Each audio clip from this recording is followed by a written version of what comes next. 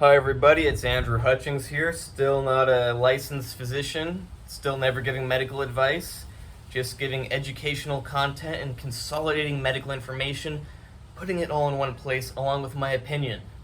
This video is about how to make opiate withdrawal a lot more tolerable or a lot less worse.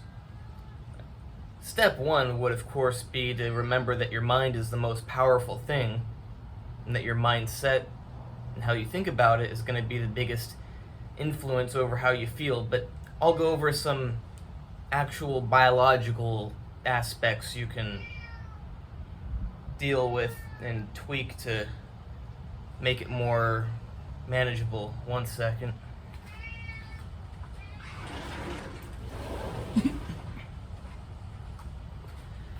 Okay, so if you're so when you're on opiates, they do some things, and some of the things they do is like they depress your sympathetic nervous system, and they cause a lot of histamine release and vasodilation, muscle relaxation, general central nervous system depression, and of course they have their unique opioid activity. So when you're coming off of them, you're going to have a hyperactive sympathetic nervous system. Like being antsy, not able to sit still, uncomfortable. Your bowels are going to be going quickly. Problems like diarrhea. Vasoconstriction, because remember we said when you're on it, they dilate things, so when you're coming off, you're going to have the opposite, so your blood vessels are going to be real constricted, you're going to look clammy, and not good blood flow. So the logical thing is, you counteract those things. Actually, you could even use an opioid that doesn't cross the blood-brain barrier, but then you're still on opioids.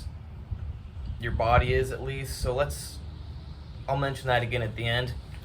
But to say so actually step one would be check out a different video of mine, which is how to taper off anything, whether it's food or opiates or coffee or whatever it is. So check out that video and learn tapering strategies. And then when you're tapering or after you're done tapering, probably when you are tapering, because if you're done tapering, then it'll only be a couple of days before it's all over. Because once you have nothing in your system, it's only a matter of days before your body gets back to normal. But your body can never get back to normal until there's nothing in it, or an insignificant amount in it. So you want to calm down the sympathetic nervous system, and you want to dilate blood vessels. So how would you do that?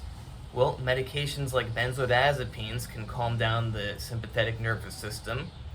If you have difficulty getting those, you could go with, I know doctors like to prescribe antipsychotics to do the job. Ironically, you can just use antihistamines that are over the counter, and they have some of the same antipsychotic activity, which at the end of the day calms down the sympathetic nervous system.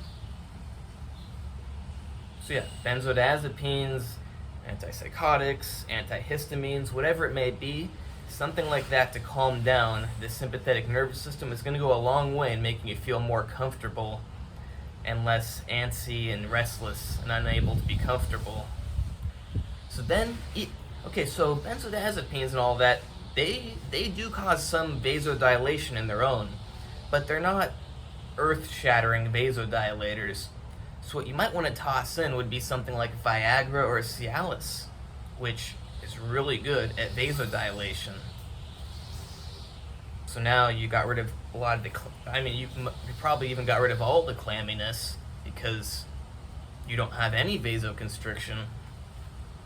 Now, of course, you may find issues of it not working that well. If you're just laying around, maybe you need to get up and walk around a little bit to get things pumping and started, and then it will start amplifying that. Because the way something like Viagra works is it doesn't just send the signals on its own, it kind of helps amplify what's already there. But once you give it a little spark, it's going to get going. It's like why for erections, it's like once you get an erection, it will go up and then stay up. But if you never get an erection in the first place, then you don't really have to worry about it. If you're using Viagra for that and you get an erection that won't go away, time to think. What can you do? Too much blood there? Well, make it go somewhere else. Do some pull-ups or some curls or something. Make the blood go to your arms instead and get rid of the erection. So you've got the two major bases covered, the sympathetic nervous system and the vasoconstriction, which you're going to use vasodilators for.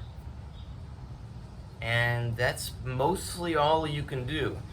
As I mentioned at the beginning of the video, you could use something like the loperamide, which is an opioid that is an opioid, except it doesn't go into the brain very much, so it doesn't get you high.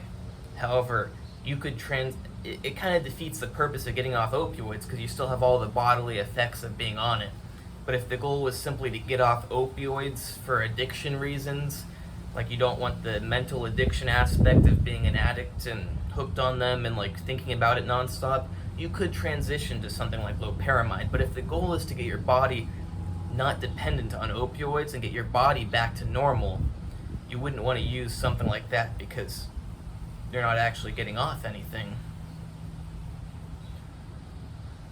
So yeah, when you add those two things in, you'll be getting rid of the two major symptoms of opiate withdrawal, which are the restlessness and the clamminess. I hope you like this video. Check out my other videos. I've got like probably 250 by now. You got to click on my icon and scroll, because if you look on the side thing, whatever side it's on, depending on how I do the videos, it changes what sides is which when I'm recording. But yeah, and if you're interested in a certain topic, click on the search bar and type it in, because even scrolling, it's going to be hard to find videos out at 250. So think of something you're interested in and type it in the search bar. And my Instagram is natural_true_fitness. And my website is andrewhutchings.org, which it's going to be, it'll be done pretty soon. Probably I won't finish it until about 3 weeks from now. Gotta get encryption, and then I gotta upload my own pictures and writing and stuff. But the website's pretty much done. Yeah, you can hire me for training, advice, consultations, plans, etc. Same thing with diet and supplements, but not medical advice, because that would be illegal, and I don't want legal trouble because that complicates your life, and I don't want to complicate my life. But what you can do is hire me to consolidate medical information, put it all in one place and give it to you, along with my non-licensed physician opinion. Just the opinion of a scientist, not of a licensed physician.